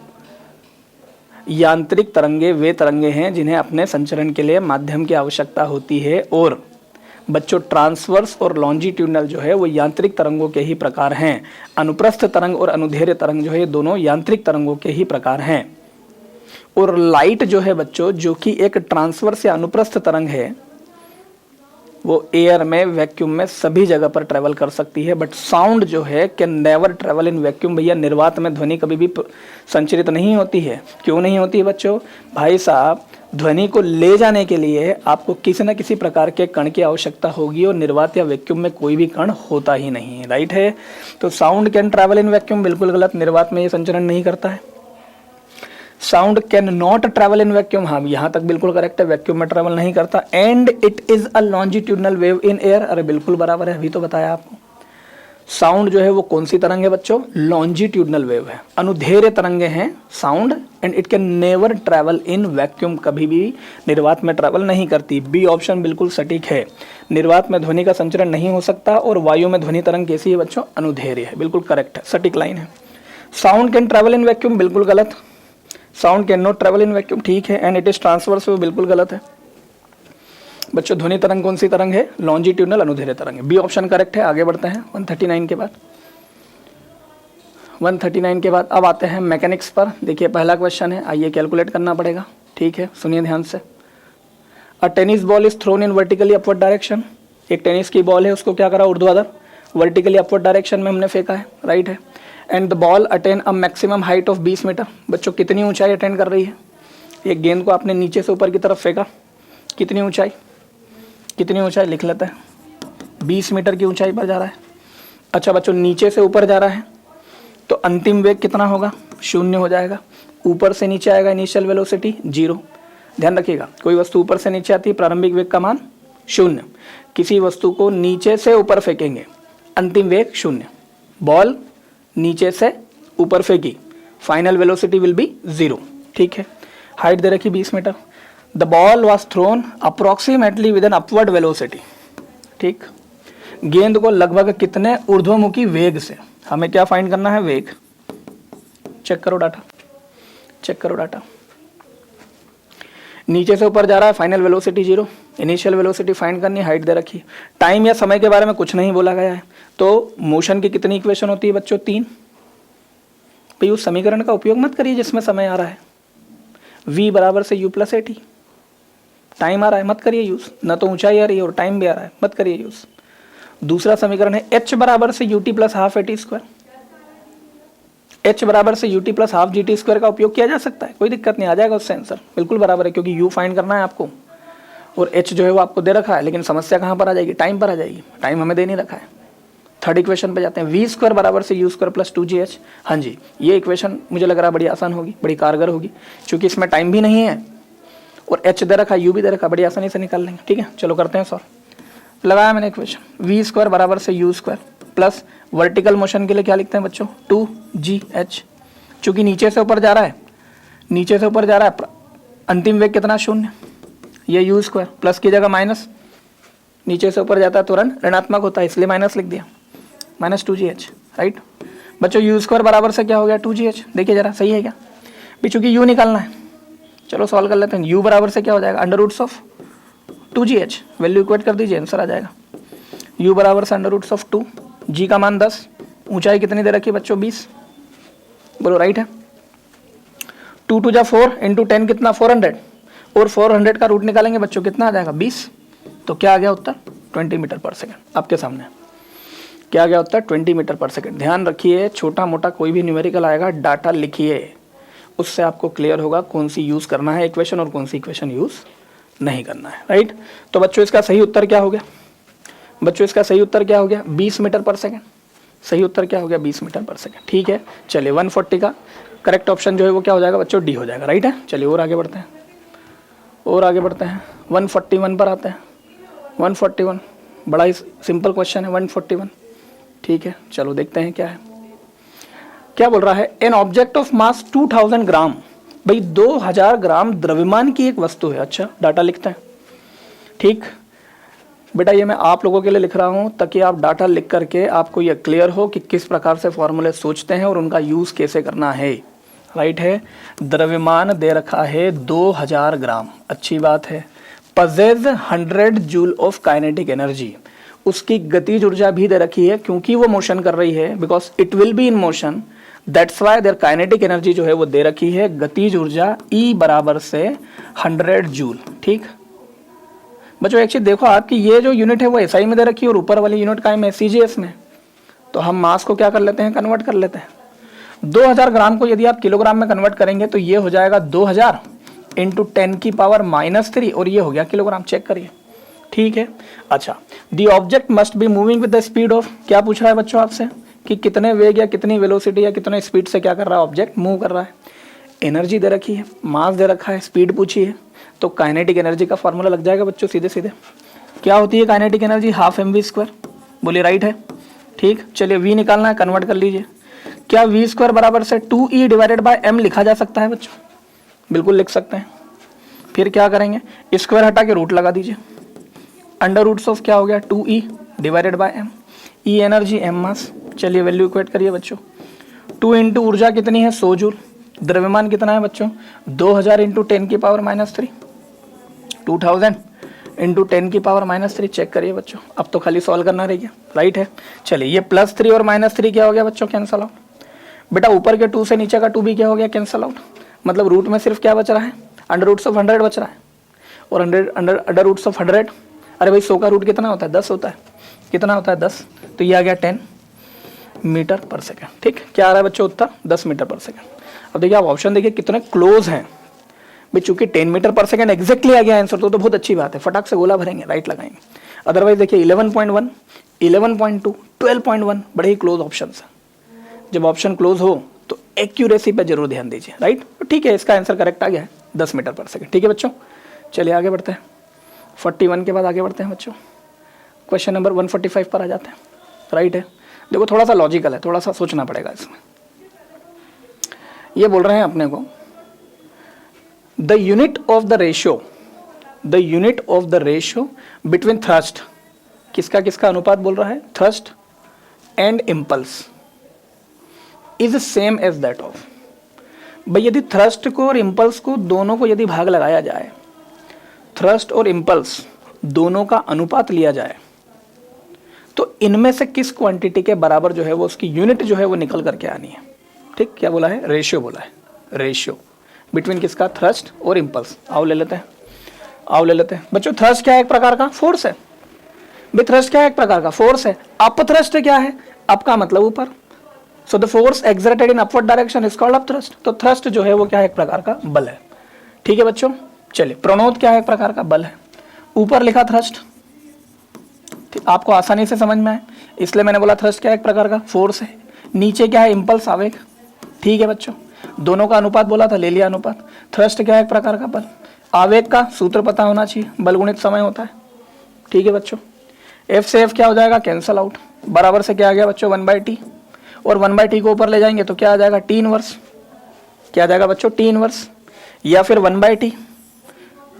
बेटा रेसिप्रोकल ऑफ टाइम बन रहा है भाई, टाइम का व्युत्क्रम बन रहा है, और टाइम का व्युत्क्रम क्या होता है बच्चों, आवृत्ति। रेसिप्रोकल ऑफ टाइम पीरियड क्या कहलाता है, फ्रीक्वेंसी। तो 1/t जो है वो किसके बराबर आ रहा है, न्यू के, बोले तो फ्रीक्वेंसी के। चेक करिए, पहला ही ऑप्शन क्या है बच्चों, फ्रीक्वेंसी। ठीक, स्पीड गलत है, तरंग दैर्घ्य वेवलेंथ गलत है, एक्सेलरेशन बिल्कुल गलत है। ठीक, तो हमने कैलकुलेट करके आंसर निकाल लिया, क्या आ गया है, फ्रीक्वेंसी बोले तो आवृत्ति। तो बच्चों 145 का आंसर क्या आ जाएगा, ए आ जाएगा। ठीक है, चलिए आगे बढ़ते हैं। बढ़िया क्वेश्चन है, बहुत बढ़िया क्वेश्चन है, आइए देखें क्या है इसका मतलब। 146, चित्र को देख लीजिए। Which one of the following figure correctly shows the path of a ray of light through a glass prism? भाई साहब किसी भी प्रिज्म पे जब लाइट रे को इंसिडेंट करवाते हैं तो इन चारों चित्र में से हमें बताना है कौन सा सही उत्तर है। देख करके अंदाजा मत लगाइए, हर एक फिगर को अच्छी तरह से टैली कर लीजिए, तब जाकर के आंसर करेक्ट आएगा, ध्यान रखिएगा। चलिए पहले ऑप्शन पर आते हैं।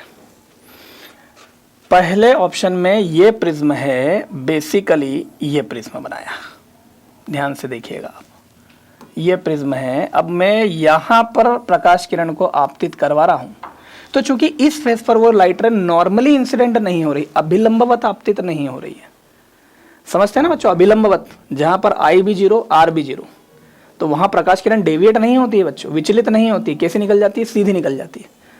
अब मैं यदि यहाँ नॉर्मल बनाता हूँ, यदि मैंने यहाँ पर अभिलंब बनाया तो इस बिंदु पर यह अभिलंब हो जाएगा, चेक करिए। और प्रकाश किरण इस वाली सतह के लिए रेयरर से डेंसर में जा रही है, रेयरर से डेंसर में जा रही है, विरल से सघन माध्यम में जा रही है, then it bends toward the normal, तो अभिलंब की ओर झुकेगी। तो बच्चों ये झुक गई अभिलंब की ओर, देखिए ये झुक गई अभिलंब की ओर, ठीक, मतलब ये वाला जो पाथ है बिल्कुल करेक्ट आ रहा है।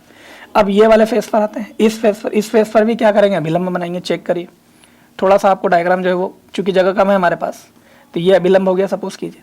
फिर डेंसर से किधर आ रही है बच्चों, रेयरर आ रही है, डेंसर से रेयरर आ रही है, भाई ग्लास के अंदर से निकल रही प्रकाश किरण, सघन माध्यम से विरल माध्यम में आ रही, तो अभिलंब से दूर झुकेगी। कैसे झुकेगी बच्चों, अभिलंब से दूर, तो ये प्रकाश किरण अभिलंब से दूर झुक गई, चेक करिए। देखिए पहला फिगर इससे बिल्कुल मैच कर रहा है बच्चों, बिल्कुल मैच कर रहा है। मैंने बोला ना, देखिए कुछ बच्चे होते हैं देख करके आंसर लगाते हैं, नहीं, देखना नहीं, लॉजिक प्रॉपरली डायग्राम बनाइए, सोचिए उसके बारे में, डायग्राम कंप्लीट करके देखिए तब उत्तर आएगा। तो पहला फिगर जो है बिल्कुल बराबर आ रहा है, बिल्कुल बराबर। चलिए होल्ड करते हैं, नीचे उतरते हैं। बी वाले ऑप्शन में देखिए बच्चों, यहाँ डायग्राम गड़बड़ कर रहा है, यहाँ डायग्राम गड़बड़ कर रहा है। ये लाइन कैसी आ रही है, स्ट्रेट आ रही है, कैसी आ रही है बच्चों, स्ट्रेट।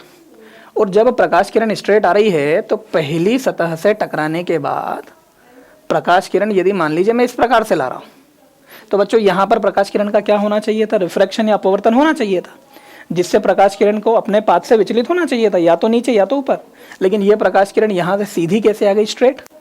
तो ये वाला फिगर यहाँ पर गलत हो जाता है, क्योंकि यहाँ पर रिफ्रैक्शन अपवर्तन होना चाहिए था, लेकिन यहाँ पर अपवर्तन हमें दिखाई नहीं दे रहा, प्रकाश किरण कैसी जा रही है, सीधी। तो बी ऑप्शन गलत हो गया बच्चों। देखिए सी में भी वही कर रहा है, यहाँ पर क्या होना चाहिए था बच्चों, अपवर्तन होना चाहिए था, लेकिन प्रकाश किरण कैसी आ रही है, स्ट्रेट। याद रखिए, जब तक प्रकाश किरण किसी भी प्रिज्म की सतह पर, किसी भी प्रिज्म की सतह पर अभिलंबवत आपतित नहीं होगी, कैसे आपतित नहीं होगी, अभिलंबवत, चेक करिए, अभिलंबवत। इस बिंदु पर ये जो कोण है ये एग्जैक्टली 90 डिग्री का बनना चाहिए। यदि 90 डिग्री का बन रहा है इस बिंदु पर, तो आई बराबर से 0, तो यहाँ आर बराबर से भी क्या आएगा, 0। सिर्फ उसी स्थिति में स्ट्रेट जाएगी। लेकिन आप देख रहे हैं इस चित्र में, यहाँ पर यदि हम नॉर्मल बनाएंगे अभिलंब, चूंकि सतह ऐसी है तो अभिलंब बनाएंगे तो ऐसा बनेगा। तो यहाँ आप देखिए ये आपतन कोण हो गया, तो ये लाइट रे सीधी नहीं जा सकती बच्चों, अपवर्तन तो होगा। तो सी ऑप्शन गलत है, ठीक। डी वाले ऑप्शन में देखिए, डी वाले ऑप्शन में पहली सतह पर तो बिल्कुल बराबर आया है, यहाँ अभिलंब बनाएंगे तो बिल्कुल बराबर आया। लेकिन ये वाली जो सतह है बेटा, कौन सी वाली, ये वाली, यहाँ से प्रकाश किरण कैसी आ गई, स्ट्रेट, तो यहाँ भी अपवर्तन होना चाहिए था, बिल्कुल गलत है। तो बच्चों बी भी गलत है, सी भी गलत है और डी भी गलत है, क्योंकि तीनों चित्रों में कहीं ना कहीं प्रकाश किरण में किसी न किसी सतह पर अपवर्तन जो है वो हमें देखने को नहीं मिल रहा है, इसलिए बी, सी और डी गलत है। सही उत्तर क्या हो जाएगा, ए हो जाएगा। क्या हो जाएगा सही उत्तर, ए, ठीक है। चलिए और आगे बढ़ते हैं बच्चों, और आगे बढ़ते हैं। 146 के बाद 147, अगेन ऑप्टिक्स का तीसरा सवाल, ठीक है। क्या बोल रहा है, when a light beam falls on a triangular glass prism, भाई अगर प्रकाश किरण किसी ग्लास के प्रिज्म पर आपतित करवाते हैं, a band of colour is obtain, बिल्कुल सही है। डिस्पर्जन होता है बच्चों, हमें कलर का बैंड मिलता है, विबग्योर मिलता है, 7 कलर मिलते हैं, वर्ण विक्षेपण होता है, ठीक।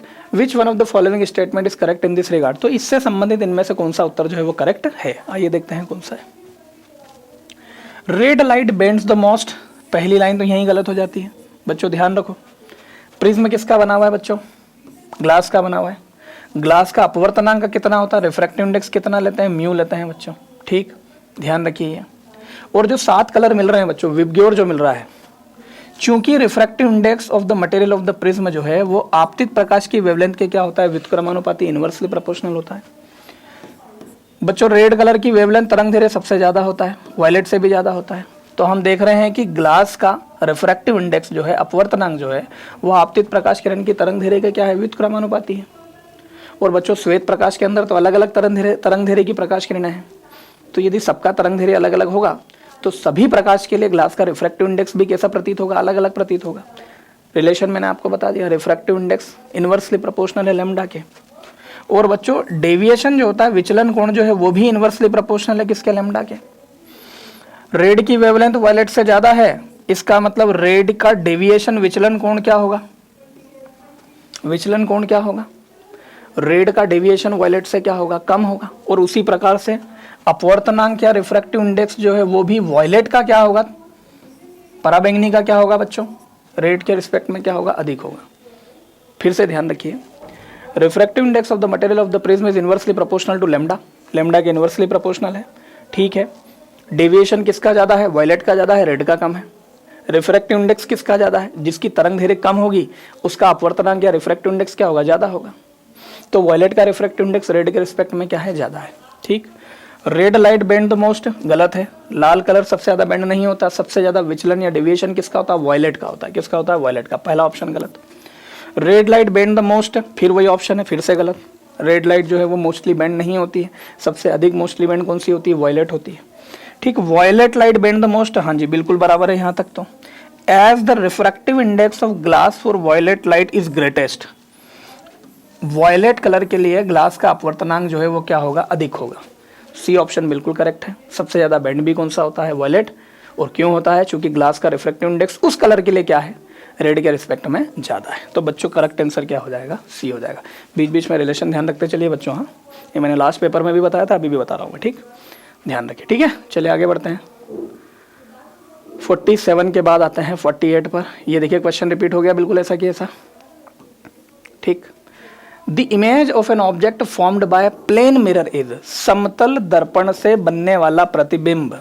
समतल दर्पण वर्चुअल, इरेक्ट और सेम साइज की इमेज बनाता है।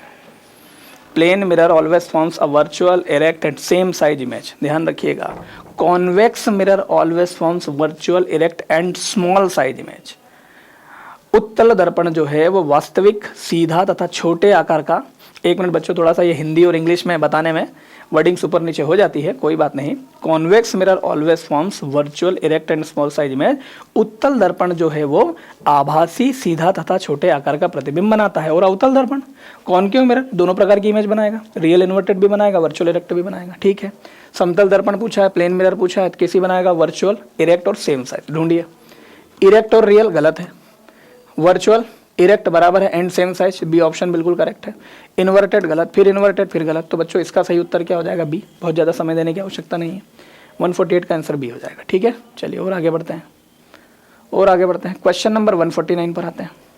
क्वेश्चन नंबर 149 बढ़िया क्वेश्चन है। देखिए क्या बोल रहा है, which one of the following is not a conservative force. इनमें से कौन सा संरक्षी बल नहीं है। ध्यान देखिए बच्चों, संरक्षी बल वे बल होते हैं जो पाथ इंडिपेंडेंट होते हैं, या यूं बोल दीजिए कि जो किसी एक निश्चित बिंदु से या निश्चित बिंदु की ओर काम करें। ठीक है, चित्र से देख लीजिए भाई, ये दो द्रव्यमान वाली वस्तु है, पहली और दूसरी। इसका मास कितना है m1, इसका मास कितना है m2, दोनों चिपकी हुई है। ये होगा केंद्र बिंदु, बोलो बराबर है, राइट। दो द्रव्यमान वाली वस्तुओं के मध्य लगने वाला बल क्या कहलाता है, मासिव सब्सटेंस के बीच में लगने वाला फोर्स क्या कहलाता है, ग्रेविटेशन फोर्स। भाई साहब, ग्रेविटेशन फोर्स, गुरुत्वाकर्षण बल हमेशा एक दूसरे को अट्रैक्ट करते हैं। क्या करते हैं, अट्रैक्ट, आकर्षित करते हैं। मतलब ये इसको अपनी ओर खींच रहा है और ये इसको अपनी ओर खींच रहा है, दोनों की दिशा एक निश्चित बिंदु की ओर है। आप बोले सर इधर ही क्यों बनाया है, आप अपोजिट भी तो बना सकते थे। तो बेटा अपोजिट भी बनाएंगे तो भी एक निश्चित बिंदु से होती हुई ही जाएगी। सी का मतलब कंजर्वेटिव और सी का मतलब सेंट्रल फोर्स। काम की बात है, लिख लेना कॉपी में कहीं भी। सी का मतलब कंजर्वेटिव, सी का मतलब सेंट्रल फोर्स। एक निश्चित बिंदु से दूर या एक निश्चित बिंदु की ओर यदि बल कार्य करते हैं, फोर्स लग रहे हैं किसी फिक्स्ड पॉइंट की ओर, समझ जाइए फोर्स कैसा है, कंजर्वेटिव। दूसरी परिभाषा सुन लीजिए, if work done by the force is independent of the path. भैया कहां से कहां, किस प्रकार, कौन सी दिशा से, कौन से पाथ से होते हुए जा रहा है, यदि इस पर निर्भर नहीं कर रहा है। If work done by the force, बलों के द्वारा किया गया कार्य सिर्फ इनिशियल और फाइनल पॉइंट पर यदि निर्भर करे बच्चों, तो फोर्स कैसा है, कंजर्वेटिव। देखो शॉर्ट में याद रखिए, C for conservative, C for central force, एक बिंदु की ओर या एक बिंदु से दूर। तो फोर्स कैसा होता है? Conservative. Gravitation conservative force, magnetic conservative force, electrostatic conservative force. Clear? Friction नहीं, फ्रिक्शन फोर्स और viscous force non conservative force है, लिख लीजिएगा। फ्रिक्शन फोर्स और विस्कस फोर्स जो है वो नॉन कंजर्वेटिव फोर्स है। ग्रेविटेशनल, स्प्रिंग और इलेक्ट्रोस्टैटिक और ये अट्रैक्शन रिपल्शन वाले लगभग सारे फोर्स कैसे होते हैं? सेंट्रीपिटल, सेंट्रीफ्यूगल, ये सारे कंजर्वेटिव फोर्सेस में आएंगे। Which one of the following is not a conservative force? कौन सा संरक्षी बल नहीं है? फ्रिक्शनल फोर्स, अभी तो बताया मैंने आपको। विस्कस फोर्स और फ्रिक्शन फोर्स ये नॉन कंजर्वेटिव फोर्स होते हैं बच्चों। पहला ही ऑप्शन करेक्ट है, लेकिन नीचे पढ़ लीजिए आप। इलेक्ट्रोस्टैटिक, इलेक्ट्रिक फोर्स बिल्कुल है कंजर्वेटिव, ग्रेविटेशन बिल्कुल है कंजर्वेटिव, स्प्रिंग फोर्स बिल्कुल है कंजर्वेटिव, बट ये पूछना है नॉट, तो ये तीनों ऑप्शन गलत हो जाएंगे क्योंकि ये तो संरक्षी बल है। तो उत्तर क्या आ जाएगा? ए आ जाएगा। ठीक है, चलिए लास्ट सवाल, लास्ट क्वेश्चन पर आते हैं। राइट है 150। अरे ये तो रिपीट हो गया है बच्चों, लास्ट पेपर में भी हमने लगाया था इसको। क्या बोल रहा है? अ नेगेटिव वर्क। अब जैसा कि मैंने आपको बताया कि यदि आपकी प्रैक्टिस बिल्कुल परफेक्ट है तो एक शब्द पकड़िए और उसके बारे में पूरी पिक्चर क्लियर हो जानी चाहिए। पहला शब्द मैंने पकड़ा क्या? नेगेटिव वर्क, ऋणात्मक कार्य। अब आपके मन में उसकी परिभाषा चलनी चाहिए कि भाई साहब लगाए गए फोर्स के और डिस्प्लेसमेंट के, आपने किसी वस्तु पर बल लगाया और बल के कारण विस्थापन यदि उसके विपरीत दिशा में हो गया है, भाई अप्लाइड फोर्स के और डिस्प्लेसमेंट के दोनों के बीच का एंगल कितना है? 180 डिग्री है, राइट? तो वर्क क्या आने वाला है? नेगेटिव आने वाला है। क्या आने वाला है? Work negative. निकाल के देख लो, W बराबर से एफ डी कॉस थीटा, बोलो बराबर है। यदि एफ इंटू डी और कॉस थीटा में जो थीटा है जो कि बल और विस्थापन के बीच का कोण है, यदि मैं उसको 180 डिग्री कर देता हूँ तो कॉस 180 कितना हो जाएगा? माइनस हो जाएगा। तो W बराबर से माइनस एफ इंटू डी। ठीक है बच्चों, तो ये कार्य आ गया कितना? Minus F into D. तो a negative work is done when an applied force F and the corresponding displacement as are. ऋणात्मक कार्य कब होता है? जब बल और विस्थापन दोनों परपेंडिकुलर और गलत, ये तो जीरो वर्क के लिए है। पैरेलल टू ईच अदर, एक समान दिशा में, पैरेलल, ये तो पॉजिटिव वर्क हो जाएगा, दिशा समान हो जाएगी। तो समांतर बिल्कुल गलत। ठीक। एंटी पैरेलल, हाँ जी ये चाहिए, बल लग रहा है इधर, विस्थापन इधर, देखिए एंटी पैरेलल कैसे होगा? Anti parallel, C option correct है। इक्वल इन मैग्नीट्यूड, हाँ हो सकता है इक्वल इन मैग्नीट्यूड, बट ऊपर के डायरेक्शन, ऊपर के ऑप्शन यदि डायरेक्शन शो कर रहे हैं तो उनके हिसाब से जाएंगे। ठीक है, तो anti parallel to each other, दोनों एक दूसरे के कैसे हों? विपरीत हों। ठीक, एक दूसरे के प्रति समांतर कैसे हों बच्चों? प्रति समांतर। ठीक, तो 150 का आंसर क्या हो गया बच्चों? सी हो गया। ठीक, तो ये रहा बच्चों अपना 2021 का सेकंड सेक्शन का पेपर है ये हमारा। ठीक, क्लियर है? चलिए और आगे और पेपर लेकर के मैं हाजिर रहूंगा आपके सामने। ठीक है, अच्छी तरह से सुनिए, अच्छी तरह से समझिए। आपको लग रहा है कुछ लाइन जो है वो हमारे द्वारा बीच में ऐसी बोली जा रही जो आपके बड़े काम की है, जिस पर बड़ा क्वेश्चन, जैसा कि मैं बोलता रहता हूँ बीच में, जरूर कहीं पर लिख लीजिए और उसको अच्छी तरह से याद रख लीजिए। ठीक है, जय हिंद बच्चों।